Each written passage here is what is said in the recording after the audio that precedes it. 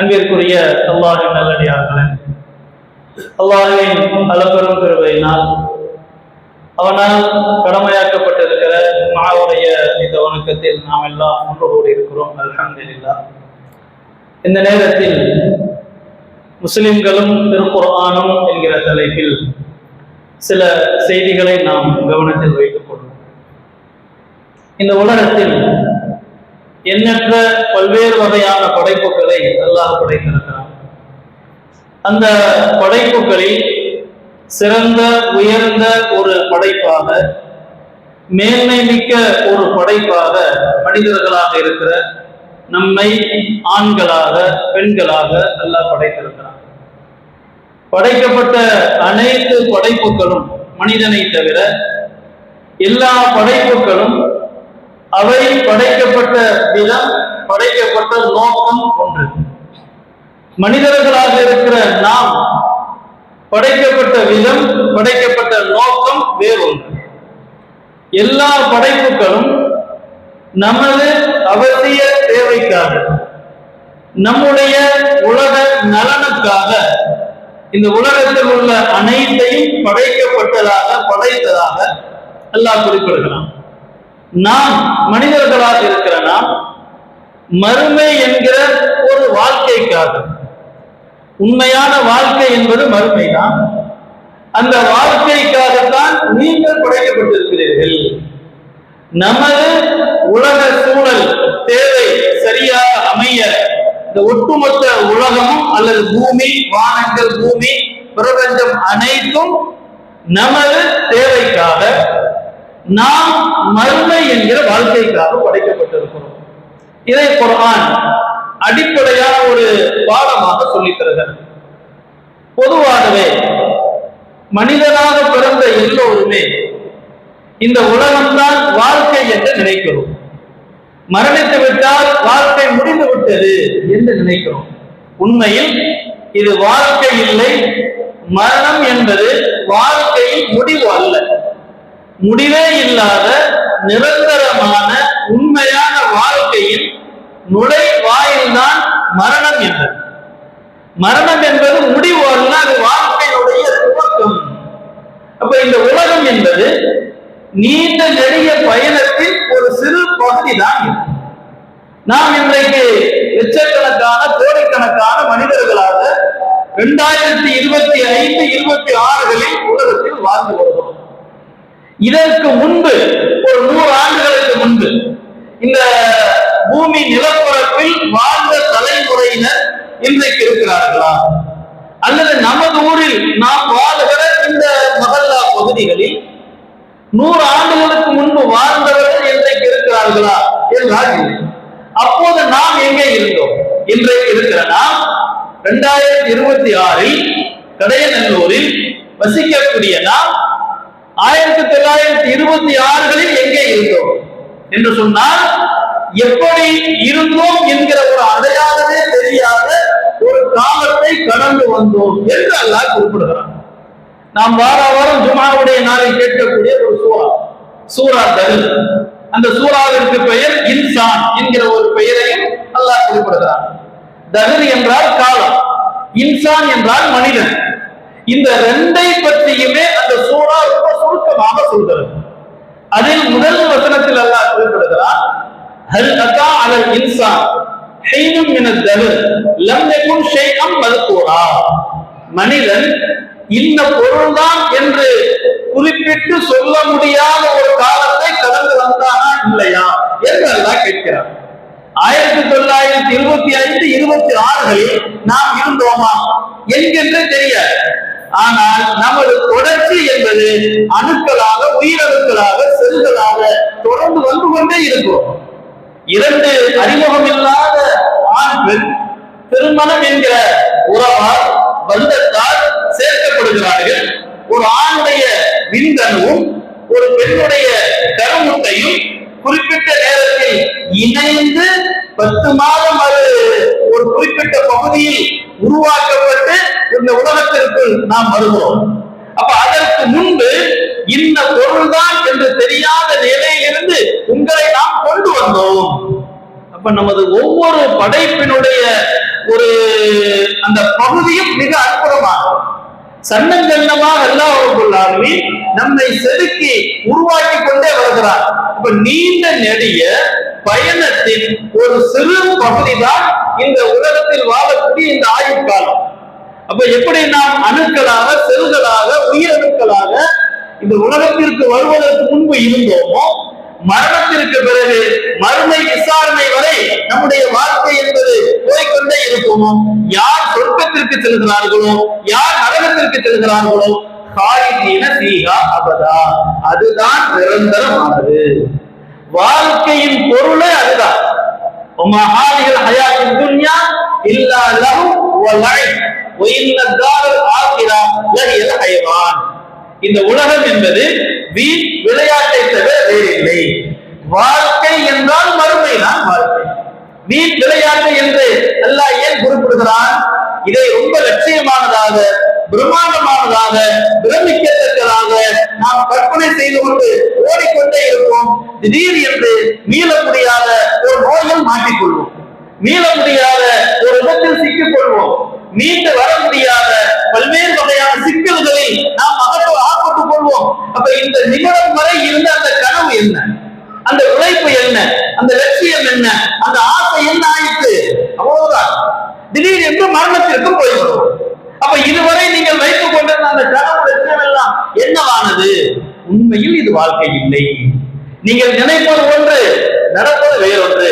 வாழ்க்கை என்றால் வறுமைதான் வாழ்க்கை என்று அல்லாஹ் நமக்கு பல்வேறு வசனங்கள் மூலமாக நமக்கு சொல்லித் தருகிறான். அப்போ குர்ஆன் இந்த அடிப்படையான ஒரு பாடங்களை இந்த மனித குலத்திற்கு சொல்லிக் கொண்டே இருக்கிறது. அல்லாஹ் குறிப்பிடுகிறான், யா அய்யுஹன் நாஸ் கத் ஜாஅத்துக்கும் மௌஇதத்தும் மின் ரப்பிக்கும் வ ஷிஃபாஉன் லிமா ஃபி ஸுதூர். மனிதர்களே, முஃமின்களே என்று அல்லாஹ் குறிப்பிடவில்லை.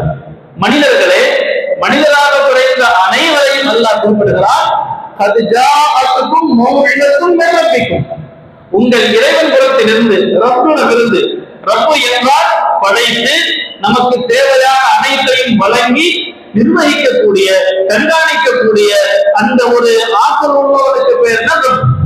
உங்கள் ரப்பிடமிருந்து உங்களுக்கான அழகிய ஒரு அறிவுரை வந்திருக்கிறது. உள்ளங்களில் இருக்கிற நோய்களுக்கு நோய் நிவாரணியாக இந்த குர்ஆன் வந்திருக்கிறது. முஃமின்களுக்கு, நம்பிக்கை கொண்ட மக்களுக்கு நேர்வழியாகவும் அது ஒரு அருளாகவும் வழங்கப்பட்டிருக்கிறது. ஒட்டுமொத்த மனிதர்களையும் அல்லாஹ் குறிப்பிடுகிறான், முஃமின்களையும் தனியாக அல்லாஹ் குறிப்பிடுகிறான். அப்ப மனிதனாக பிறந்த அத்துணை பேருக்குமே இது ஒரு அழகிய அறிவுரை. இது உள்ளங்களில் ஏற்படுகிற நோய்களுக்கான நிவாரணம், ஒரு மருந்து. முஃமின்களுக்கு, இறை நம்பிக்கையாளர்களுக்கு, அல்லாஹ்வை நம்பக்கூடிய மக்களுக்கு இது நேர்வழியாக அருளாக இருக்கிறது. அப்ப இந்த வசனம் மனிதனோடு குர்ஆன் பேசுகிறது. மனிதன் ஏன் வந்தான்? எதற்கு இந்த வாழ்க்கை வழங்கப்பட்டிருக்கிறது? எதற்கு இந்த பூமி, எதற்கு இந்த வானம், இந்த பிரபஞ்சம் ஏன் எதற்காக மாறி மாறி போய்கொண்டே இருக்கிறது?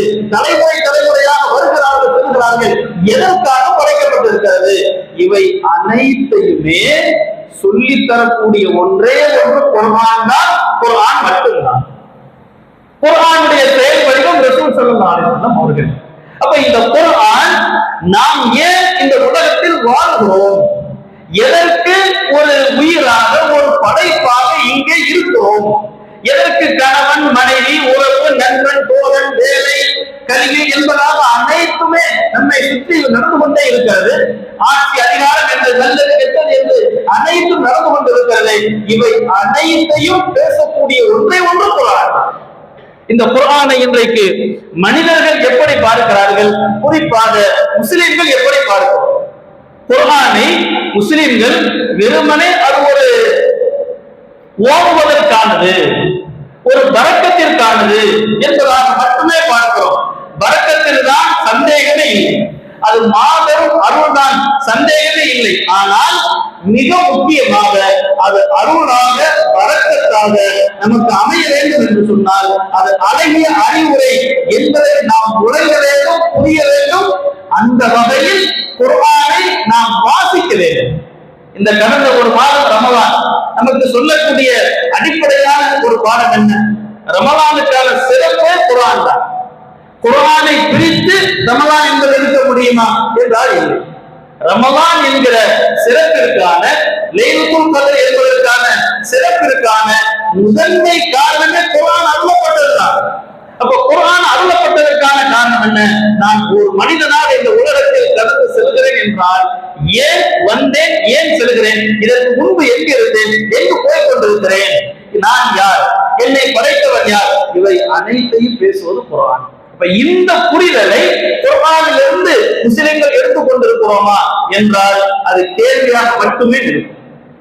அது சொல்லக்கூடிய ஒவ்வொரு வார்த்தைகளும், அது பேசக்கூடிய ஒவ்வொரு உபதேசங்களையும் நாம் பொருள் அறிந்து, அதனுடைய விளக்கம் அறிந்து, வழிகாட்டுதல் அறிந்து, அது அறிவுரைதான் என்பதை புரிந்து வாசிக்கக்கூடிய மக்களாக நாம் மாற வேண்டும். நபி ஸல்லல்லாஹு அலைஹி வஸல்லம் அவர்கள் 40 வயதுகள் வரை ஒரு சாதாரணமான ஒரு குடும்ப தலைவர், சிறந்த மனிதர், சிறந்த ஒரு வியாபாரி, நல்ல ஒரு மனிதர், அவ்வளவுதான். ஆனால் 40 வயதுகளில் அந்த காலத்தில் குர்ஆன் அருளப்படுகிறது.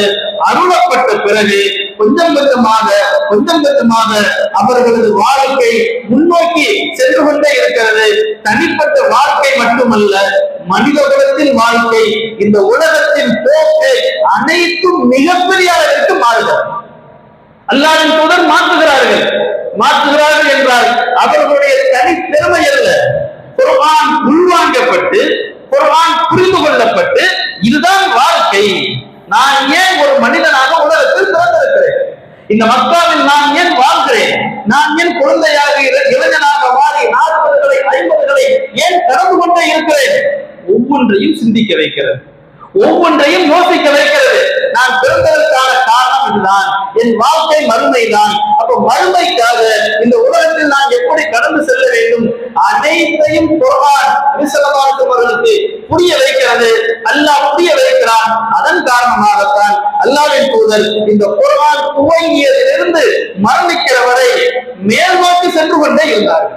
மேல் நோக்கி என்றால் செல்வத்தில் அல்ல, அதிகாரத்தில் அல்ல, மனிதனை மனிதனாக வாழ வைப்பது, இந்த உலகத்தை புரிய வைப்பது, இந்த பிரபஞ்சம் ஏன் எதற்கு என்பதை மனிதர்களுக்கு புரிய வைப்பது. குர்ஆன் மனித அறிவோடு தான் பேசுகிறது, மனித சிந்தனையோடு தான் பேசுகிறது, மனித உள்ளத்தில் தான் பேசுகிறது. அல்லாஹ்வின் தூதர் மனிதர்களின் உள்ளத்தை இந்த குர்ஆனை புரிய வைக்கிறார்கள். புரிய வைத்ததன் விளைவு அன்றைக்கு போட்ட அந்த திட்டமிடல் கியாமத் வரை அது அப்படியே நீடித்துக் கொண்டே இருக்கும். உலக வரலாறுகளை நீங்கள் பாருங்கள். பள்ளிக்கூடங்களில் மாணவர்கள் படிக்கலாம், கல்லூரிகளில் அல்லது உயர் படிப்புகளில் அந்த ஆராய்ச்சி படிப்புகளை படிக்கலாம்.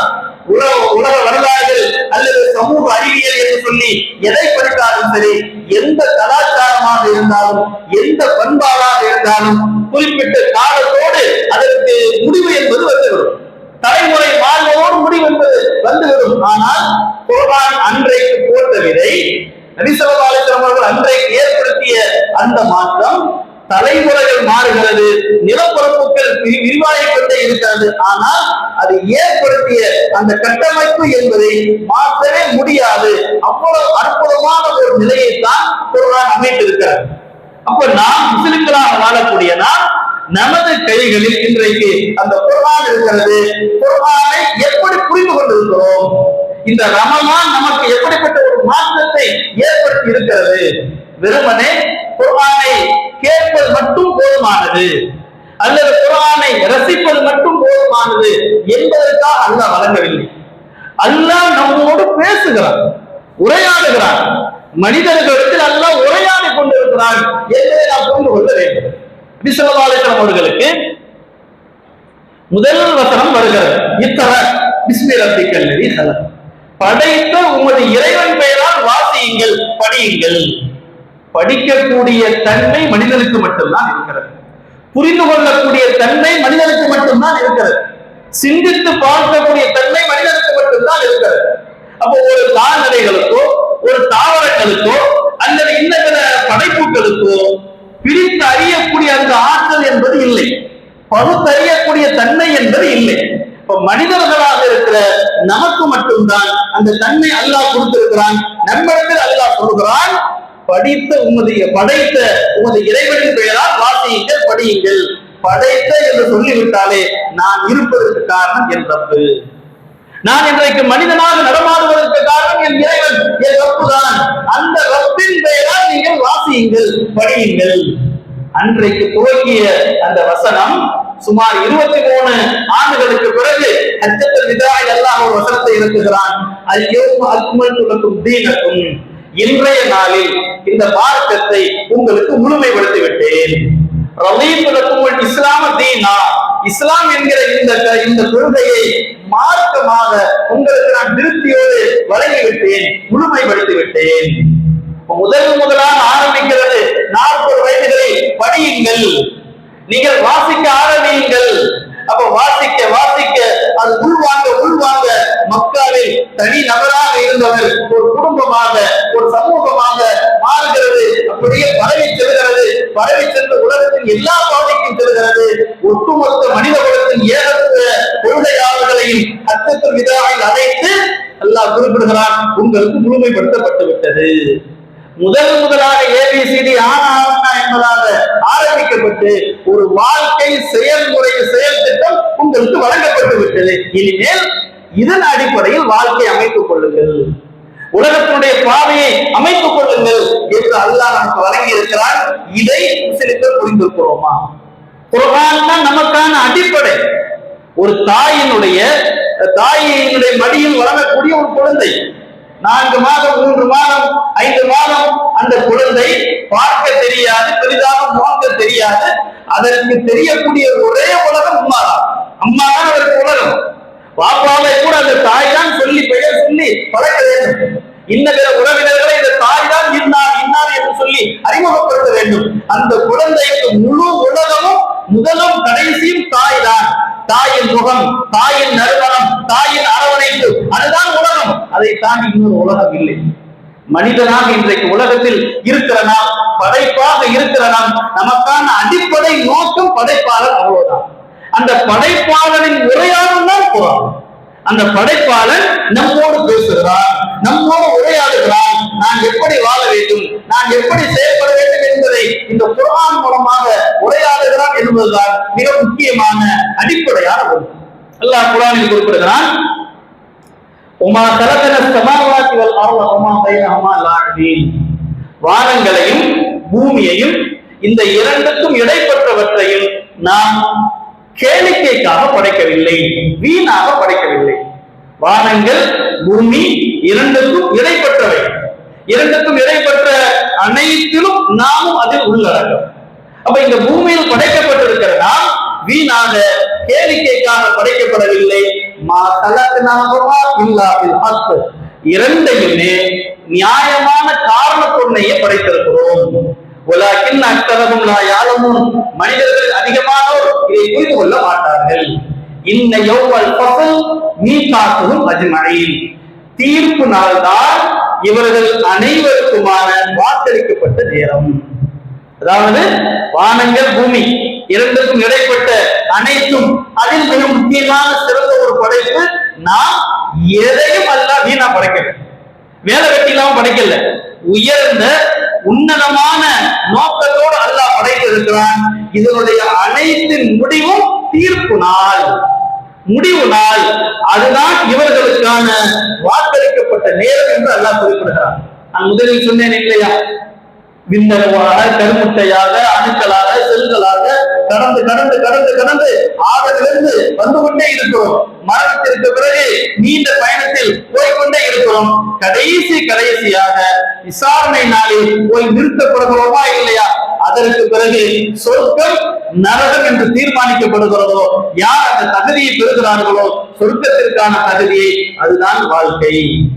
அல்லாஹ் காப்பாற்ற வேண்டும். யார் நரகத்திற்கான ஒரு நிலையை அடைந்து விடுகிறார்களோ அதுதான் வாழ்க்கை. அதை எந்த வகையிலும் மாற்ற முடியாது, நிரந்தரமாக அதில் இருப்பார்கள். அப்ப நோக்கம் என்ன?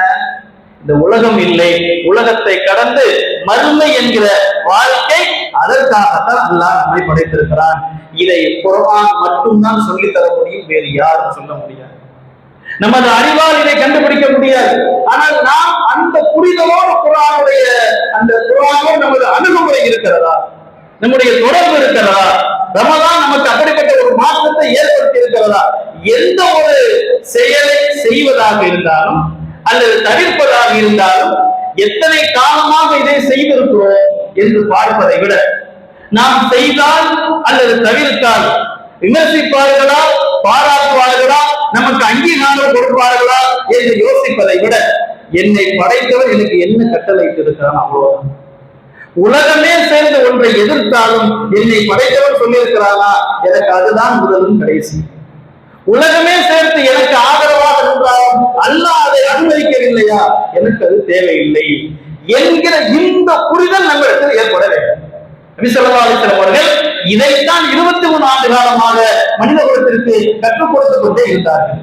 வெறுமனே ஓடுவது மட்டும்தான் குர்ஆன் அருளப்பட்டதின் நோக்கம் என்று இருந்தது என்றால், அல்லாஹ்வின் தூதரோடு அல்லாஹ்வின் தூதருக்கு மக்காவில் அவ்வளவு பெரிய ஒரு போராட்டமோ சண்டை சச்சரவோ ஏற்பட்டிருக்க வேண்டிய தேவையே இல்லை. வாழ்ந்த 23 ஆண்டு காலமும் போராட்டம் தான். நபி ஸல்லல்லாஹு அலைஹி வஸல்லம் அவர்கள் மிகப்பெரிய ஒரு நெருக்கடியையும் சிக்கல்களையும் போராட்டங்களையும் சந்தித்துதான் இந்த உலகத்திலிருந்து பிரிந்து சென்றார்கள். ஏன் அவ்வளவு பெரிய ஒரு போராட்டம்? உயிர் ஆபத்து, போர் என்று பல்வேறு வகையான நெருக்கடிகளுக்கான அடிப்படை காரணம் குர்ஆன் ஓதுதல் அல்ல, வெறுமனே ஓதுதல் தான் என்று நினைத்திருந்தால் அன்றைக்கு இருந்த அந்த அரபுகளுக்கு ஓதுவது என்பது ஒரு சிரமமே. இன்றைக்கு இருக்கிற யூதனார், இன்றைக்கு இஸ்ரேல், அவனுக்கு அரபி தெரியாதா? குர்ஆன் அவனுக்கு ஓத தெரியாதா? சொல்ல போனால் நீங்கள் அரபு கல்லூரிகளில் படித்த ஆளுங்களிடத்தில் விசாரித்தீர்கள் என்றால் அந்த ஒரு தொடர்பு இருக்கும் என்று சொன்னால், அரபு நூல்களில் முக்கியமான நூல்களை ஆய்வு செய்து எழுதியவர்கள் யூதர்கள் மிக முக்கியமாக இருக்கிறார். பல்வேறு வகையான முக்கிய நூல்களை ஆய்வு செய்து எழுதியவர்கள். எப்படி எழுத முடிகிறது? அவர்களுக்கு ஒரு வகையில் அந்த நிலப்பரப்பில் வாழ்ந்ததால், நீண்ட காலம் வாழ்ந்து கொண்டிருப்பதால் அது தாய்மொழி. குர்ஆனை பற்றி ஒரு முஸ்லிமை விட அவர்களுக்கு நன்றாகவே தெரியும். ஓடுவதல்ல விஷயம், ஓடுவதுதான் போதுமானது என்று இருக்கும் என்று சொன்னால், இவ்வளவு பெரிய ஒரு போராட்டம் நபி ஸல்லல்லாஹு அலைஹி வஸல்லம் அவர்கள் சந்தித்திருக்க வேண்டிய அவசியம் இல்லை. அபூ ஜஹலோ அவன் தலைமையிலான அந்த கூட்டமோ ஓடுவதற்கு பெரிய சிரமம் இல்லை. ஓடுவதல்ல நோக்கம், அதை புரிந்து அதன் அடிப்படையில் வாழ வேண்டும். அது சொல்கிற உபதேசங்களை உள்வாங்கி முன்பிருந்த வாழ்க்கை இனிமேல் மாற வேண்டும்.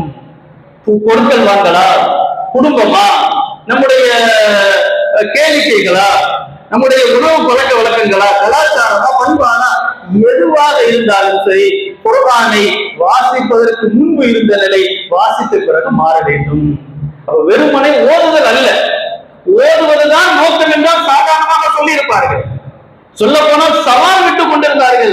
எங்களுக்கு இது போல சொல்ல முடியும் என்று சவால் விட்டார்கள். குர்ஆன் என்ன பெரிய குர்ஆன், நாங்கள் தான் சொல்லுவோம், எனக்கு சொல்ல தெரியாதா என்று சவால் விடுகிறார்கள் என்றால் அப்ப அவர்களுக்கு எது கஷ்டமில்லை? ஓடுவது கஷ்டமில்லை, ஓடுவது சிரமத்திற்குரியது அல்ல, அது பிரச்சனையே இல்லை. பிரச்சனை என்னவென்றால் அவர்கள் எதிர்ப்பதற்கான காரணம் என்னவென்றால் அது சொல்லக்கூடிய வாழ்க்கை நோக்கம், அது சொல்லக்கூடிய அடிப்படையான புரிதல். அந்த புரிதல் மிக முக்கியமான ஒன்று. அப்ப நான் மீண்டும் மீண்டும் சொல்வது, முஸ்லிம்களாக இருக்கக்கூடிய நாம் இன்றைக்கு நினைக்கிறோம், தமிழ்நாட்டு அரசியலில் இருந்து இந்திய அரசியலில் இருந்து உலக அரசியல் அதிகாரம் வரைக்கும் இன்றைக்கு முஸ்லிம்கள் எல்லா இடத்திலும் பல்வேறு வகையான நெருக்கடிகளுக்கோ அல்லது சிக்கல்களுக்கோ துன்பங்களுக்கோ உள்ளாக்கப்பட்டு கொண்டே இருக்கிறார்கள் என்பதாக நாம் பேசிக்கொண்டே இருக்கிறோம். ஒவ்வொருவரும் அவர் அளவிற்கு ஒரு வகையான நெருக்கடிகளை, ஒரு சிக்கல்களை நாம் சந்தித்துக் கொண்டே இருக்கிறோம். முஸ்லிம் என்றாலே வேறு வழி இல்லை என்பதை போன்று நினைக்கிறோம். நபி ஸல்லல்லாஹு அலைஹி வஸல்லம் அவர்கள் அப்படி மனித குலத்தை விட்டு செல்லவில்லை. தாழ்வு மனப்பான்மை கொண்டவர்களாக, அடிமை புத்தியை கொண்ட சமூகமாக மனித குலத்தை அல்லாஹ்வின் தூதர் விட்டு செல்லவில்லை. சுதந்திரமான மனிதனாக, படைத்தவனை தவிர எவனுக்கும் அடிமையாக இருக்கக்கூடாது என்கிற முழு சுதந்திரம் உள்ள மனிதனாகத்தான் இந்த உலகத்தில் நபி ஸல்லல்லாஹு அலைஹி வஸல்லம் அவர்களை மனிதனுக்கு கற்றுக் கொடுத்தார்கள். முஸ்லிம்களை அந்த வகையில் தான் விட்டு சென்றார்கள். எந்த ஒரு பாதையும் தெரியாத, மொழி தெரியாத, பழக்க வழக்கம் தெரியாத ஒவ்வொரு நிலப்பரப்புக்கும் நபித்தோழர்கள் சென்றார்களா இல்லையா? சஹாபாக்கள் சென்றார்களா இல்லையா? ஏன் சொல்கிறார்கள்? குர்ஆன் உள்ளே சென்ற பிறகு இதுதான் வாழ்க்கை, நாம இன்றைக்கு இருப்பதெல்லாம் போலி, அது வீண் விளையாட்டுகள், இது வாழ்க்கை இல்லை இவர்கள் செய்யக்கூடிய அனைத்தும் வாழ்க்கை இல்லை, குர்ஆன் பேசுவதுதான் வாழ்க்கை என்பதை புரிந்து எல்லா மக்களுக்கும் கொண்டு போய் சேர்க்க வேண்டும் என்று துணிந்து சென்றார்கள். உயிரே போகும் என்று இருந்தாலும் சென்றார்கள். ஏன்? படைத்தவனை தவிர வேறு எவருக்கும் அடிமையாக இருக்கக்கூடாது என்கிற அந்த அற்புதமான ஒரு சிந்தனை உள்ளத்தில் ஏற்பட்ட மாற்றம் இன்றைக்கு அந்த நிலை இருக்கிறதா? குர்ஆன் இருக்கிறது, குர்ஆன் அதை விட மிக சிறப்பாக இருக்கிறது. அன்றைக்கு எல்லா அத்தியாயங்களும் குர்ஆன் ஒரு புத்தக வடிவமாக அன்றைக்கு மக்களிடத்தில் காணப்படவில்லை. அவர்களுக்கு இருந்த முக்கியமான ஒரு சாதனமே மனனம் தான். உள்ளத்தில் மனனம் தான் அவர்கள் ஓதுவதற்கான முக்கியமான ஒரு சாதனம். ஆனால் இன்றைக்கு அப்படி இல்லை. விரல் நுனியில், விரலுடைய அந்த உரசலில் இன்றைக்கு நாம் கலர்களாக குர்ஆனை வைத்திருக்கிறோம். ஆனால் அன்றைக்கு இருந்த அந்த சமூகம் எப்படி இருந்தது? இன்றைக்கு 250 கோடிக்கும் அதிகமான முஸ்லிம்கள், சுமார் 50 நாடுகளில் ஆட்சியாளர்களாக முஸ்லிம்கள் இருக்கிறார்கள். எப்படி இருந்து கொண்டிருக்கிறது? சொல்ல போனால் இன்றைக்கு வல்லரசாக எந்த நாடு இருக்கிறானோ அவனுக்கான பொருளாதார உயிர் ஜீவனே அரபு நிலம்தான், அரபு தீபகற்பம் தான். அங்கு வருகிற அந்த இயற்கையினுடைய ஆற்றல் மூலமாகத்தான் அங்கே உறுதியெடுக்கப்படுகிற அந்த எண்ணெய் வளங்கள் தான் அவரது நாட்டை செழிக்க வைக்கிறது. இந்த பொருளாதாரம் தான் அரபு நாடுகளிலிருந்து இருக்கக்கூடிய அந்த இயற்கை அந்த ஆற்றலிலிருந்து அந்த எண்ணெய் வயல்கள் மூலமாக அவனுக்கு கிடைக்கக்கூடிய பொருளாதாரத்தை வைத்து இஸ்லாமிய நாடுகளையே நசுக்கக்கூடிய அளவிற்கு போய் கொண்டிருக்கிறானா இல்லையா? அடிப்படை காரணம் முஸ்லிம்கள் உயிர் ஜீவன் கையில் இருக்கிறது. அதை மறந்துவிட்டு அதை ஒரு புனிதத்திற்குரியதாக மாற்றிவிட்டு அதை வெறுமனே ஓடுவதற்காக என்று வைத்துவிட்டு அதன் அருமை தெரியாத மக்களாக இன்றைக்கு முஸ்லிம்கள் இருந்து கொண்டிருக்கிறோம். உண்மையில் வல்லரசுகள் அல்லது உலக ரவுடிகளாக இருக்கக்கூடிய எவரிடத்திலும் எந்த ஒரு உயிர் ஆதாரமும் இல்லை, வீரமும் இல்லை. முஸ்லிம்கள் அறிந்து கொள்ளவில்லை என்பதை தவிர, முஸ்லிம்கள் தங்களுக்கான அந்த அடிப்படையை புரிந்து கொள்ளவில்லை என்பதை தவிர வேறு எந்த ஒரு பலமும் இல்லை. அப்ப இந்த ரமலான் நம்மிடத்தில் குர்ஆனோடு உள்ள தொடர்பை சரியான முறையில் ஏற்படுத்தி இருக்கிறதா என்பது மிக முக்கியமானது. திடீர் என்று ஒரு நாள் வாழ்க்கை முடிந்துவிடும். எந்த நிலையாக இருந்தாலும் சரி, குர்ஆன் தான், குர்ஆன் சொல்கிற அடிப்படையில் தான் வாழ வேண்டும் என்பதுதான் அடிப்படையான ஒன்று. அல்லாஹ் ரப்பல் ஆலமீன் எதையுமே வீணாக்கவில்லை, வீணாக படைக்கவில்லை. வாழ்க்கை என்பது மறுமைதான். இந்த நீண்ட நெடிய தொடர்ச்சியில் ஆதமிலிருந்து தொடர்ச்சி, நீண்ட நெடிய தொடர்ச்சி என்பது கியாமத்தினுடைய அந்த மஹ்ஷருக்கு போய் தான் அது முடியும். அதற்கு பிறகுதான் வாழ்க்கை. இந்த அடிப்படையை குர்ஆன் சொல்லி தருகிறது. இந்த வகையில் குர்ஆனோடு உள்ள அந்த தொடர்பை நாம் அமைத்துக் கொண்டு அல்லாஹ் சொல்கிற அடிப்படையில் வாழ்ந்து வெற்றிக்குரிய மனிதர்களாக மாற அல்லாஹ் செய்வானா என்று கூறி முதல் உரை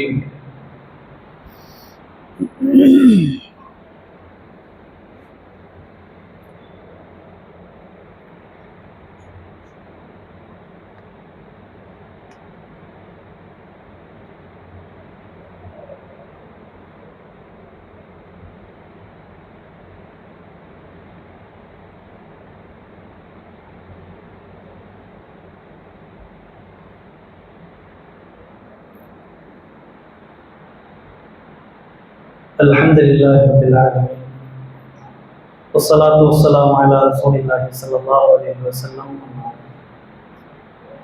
அன்பிற்குரிய அல்லாஹ்வின் நல்லடியார்களே, இந்த உலகத்தில் நாம் வாங்கக்கூடிய எந்த ஒரு சிறு பொருளாக இருந்தாலும் தயாரிக்கப்பட்ட விதம், பயன்படுத்த வேண்டிய முறை, அதற்கான முடிவு தேதி, இவை அனைத்துமே எல்லா பொருளுக்குமே இருக்கும். எந்த ஒரு பொருளாக இருந்தாலும், ஒரு சாதாரண ஒரு மாத்திரை வாங்கினாலும், 5 ரூபாய்க்கு ஒரு மாத்திரை வாங்கினாலும் கூட, தலைவலி மாத்திரை வாங்கினாலும் கூட என்ன பொருட்களால் தயாரிக்கப்பட்டிருக்கிறது பதிவு செய்திருப்பார்கள். முடிவு தேதி பதிவு செய்திருப்பார்கள். என்ன வயதினர் அதை உட்கொள்ள வேண்டும், இவை அனைத்தையும் பதிவு செய்திருப்பார்கள். அல்லாஹ் ரப்பல் ஆலமீன் இந்த பிரபஞ்சத்தை படைத்து அதில் மிகப்பெரிய சிறந்த ஒரு படைப்பாக நம்மை படைத்து ஒரு வாழ்வியல் வழிகாட்டியாக குர்ஆனை வழங்கியிருக்கிறார். குர்ஆனை படியுங்கள், படித்தால்தான் நீங்கள் யார் என்று புரியும். படித்தால்தான் இந்த பூமி எதற்காக படைக்கப்பட்டது என்பது புரியும். படித்தால்தான் இரவு பகல் மாறி மாறி ஏன் வருகிறது, ஏன் மழை அதிகமாக பெய்கிறது, ஏன் கடுமையான வெயில் அடிக்கிறது, இவை அனைத்தும் புரிய வேண்டுமானால் குர்ஆனை வாசியுங்கள். குர்ஆனை புரிந்து கொள்ளுங்கள் என்கிற அடிப்படையில் அல்லாஹ் நமக்கு கைகளில் கொடுத்திருக்கிறான். குர்ஆனை புரிந்து படிக்கவில்லையானால், பொருள் அறிந்து அதன் வழிகாட்டுதல் அறிந்து, மீண்டும் மீண்டும் சொல்கிறேன், வெறுமனை ஓதுதல் அல்ல. அரபுகளுக்கு ஓதினாலே அவர்களுக்கு புரிய ஆரம்பித்து விடும், தாய்மொழியாக கொண்டவர்கள். ஹரமில் நாம் எல்லாம் பார்த்திருக்கலாம், ஓடும் போது சிலர்களுக்கு கண்களில் கண்ணீர் வரும். ஏன் வருகிறது? ஓதுவதால் அல்ல, ரசிப்பதால் அல்ல, அதனுடைய கருத்துக்களால். அல்லாஹ் பேசுகிற அந்த பேச்சுக்களால் அந்த உரையாடல் மகிழ்ச்சியை தருகிறது. சொர்க்கத்தை பற்றி, மறுமையை பற்றி பேசும்போது மகிழ்ச்சியை தருகிறது. விசாரணை பற்றி, நரகத்தை பற்றி பேசும்போது அச்சத்தை, அழுகையை, பயத்தை, திடுக்கத்தை தருகிறது. அது ரசித்து தலையாட்டவில்லை, ரசித்து கண்களில் கண்ணீர் வரவில்லை. அந்த கருத்து உள்ளத்தில் ஒரு பாதிப்பை, தாக்கத்தை ஏற்படுத்துகிறது. வேற்று மொழியை தாய்மொழி மொழியாக கொண்ட நமக்கு வெறுமனை ஓடுதல் மட்டும் போதுமானதில்லை, அது பேசுகிற ஒவ்வொரு வார்த்தையும் பொருள் அறிந்து வாசிக்க வேண்டும், அல்லது அரபியை கற்றவர்களாக மாறிவிட வேண்டும். குர்ஆனை பொருள் அறிய வேண்டும் என்பதற்காகவே அரபியை கற்றுக்கொள்ளக்கூடிய ஒரு சமூகமாக நாம் உருவாக்கிவிட வேண்டும், உருவாக்க வேண்டும்.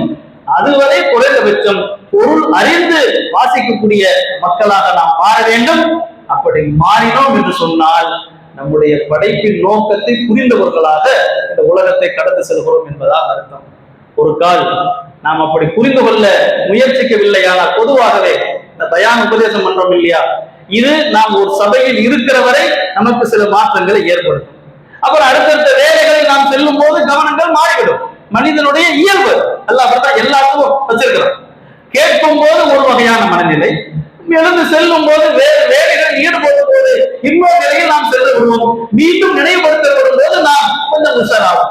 ஆனால் குர்ஆனை தனிப்பட்ட முறையில் வாசிப்பதற்கு இல்லை, நம்மை அறியாமலேயே மிகப்பெரிய ஒரு தாக்கத்தை, ஒரு மாற்றத்தை அது ஏற்படுத்திய தீரும். அது மனித கருத்து அல்ல, படைத்தவனின் இல்மு, படைத்தவனின் இல்மு. ஒரு மனிதனுடைய அறிவே ஒரு மிகப்பெரிய அளவிற்கு ஆச்சரியத்தை ஏற்படுத்துகிறது என்றால், படைத்தவனின் அறிவு என்பது எவ்வளவு பெரிய ஒரு தாக்கத்தை ஏற்படுத்துமாகவே அந்த குர்ஆனை பொருள் அறிந்து, வழிகாட்டுதல் அறிந்து வாசிக்கக்கூடிய மக்களாக அல்லாஹ் நம் அனைவரையும் ஆக்கி அருள் புரிவானாக. வாஹிர் தாவானா.